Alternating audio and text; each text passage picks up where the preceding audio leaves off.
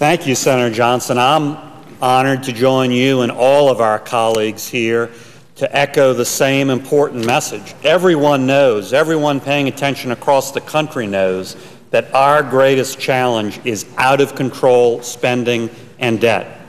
Everyone knows that we face a mounting crisis and an important deadline in terms of the debt limit. And so when are we going to face these crucial issues, the top challenges we face as a country? When are we going to face them squarely, directly, constructively here on the floor of the U.S. Senate? It's just that simple. Let's get to the important matter at hand. Let's debate in a constructive way. Let's vote on proposals to curb spending and debt. Yesterday, we stood together under Senator Johnson's leadership and said just that. And we said we're going to block any effort to go into a recess or even a pro forma session next week, July 4th recess. And we have done that. We've successfully blocked that recess. And we're going to do it because we need to roll up our sleeves. We need to go to work, not go on vacation, about this crucial challenge of spending and debt. Interestingly, President Obama, in many ways, said the same thing yesterday.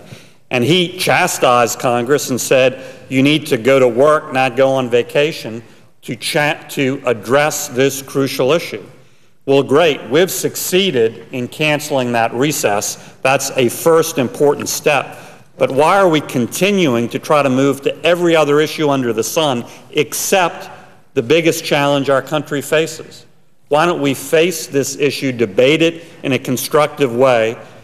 Senator Reid, why don't you put measures on the floor that directly address this issue? With that in mind, those of us who joined together yesterday to block our July 4th recess have written Senator Reid a letter today.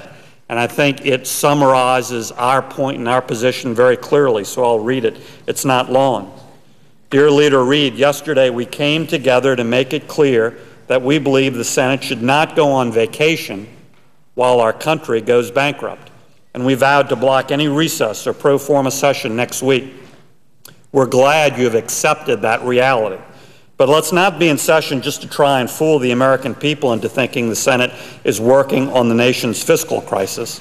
Let's actually begin a constructive debate on the biggest challenge our country faces, spending and debt. With that goal, we write to ask a few simple, fundamental questions. When will you put serious bills on the floor to directly address spending and debt? The Budget Act of 1974 requires the Senate Budget Committee to mark up a budget by April 15th. And tomorrow will mark the 793rd day since the Democratic-led Senate has passed a budget and the 11th week since missing that deadline this year. When will the Budget Committee meet to mark up a budget proposal, and when will you put such a proposal on the floor? The American people want us to enact meaningful, effective spending caps. When will you put a spending cap bill on the Senate floor?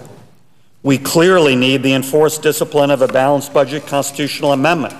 This measure failed by a single vote last time it was debated on the floor of the U.S. Senate. When will you put a balanced budget amendment on the Senate floor?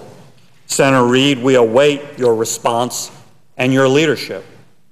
And so again, Mr. President, to summarize, we banded together yesterday and said, as the country goes bankrupt, we shouldn't go on vacation. We're going to block any recess, any pro forma session next week, and we did.